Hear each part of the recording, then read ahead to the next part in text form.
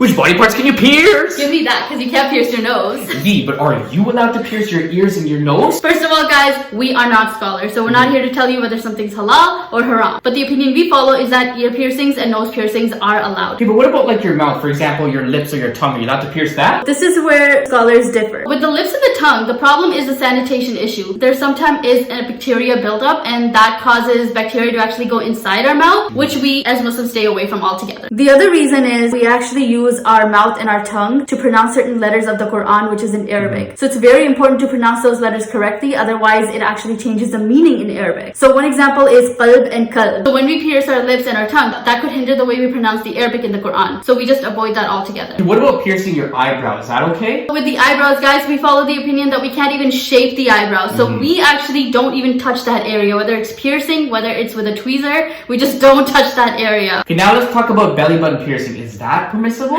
Okay, with the belly button piercing, guys, you have to understand that from the navel to the knee, I don't even show that to my mehrams or even women. So exposing that part to someone who's a professional and who's piercing that area of my body, I can't do that because that area is supposed to be hidden from everyone except for my husband and myself. What if I specialize in piercing, like, for example, belly button? But how would you do it? I mean, to do that, you'd have to be exposed to a belly button, which you can't be. So technically, you can't specialize in that. And for me, I can't really specialize in it either because then I'd have to be exposed to a belly button unless it's like a baby's belly button, which I doubt anyone would pierce. So guys, we have a question for you. Do you think it's worth the risk to just like do it anyway? Like you don't know anything and you just, kind of pierce that area anyway?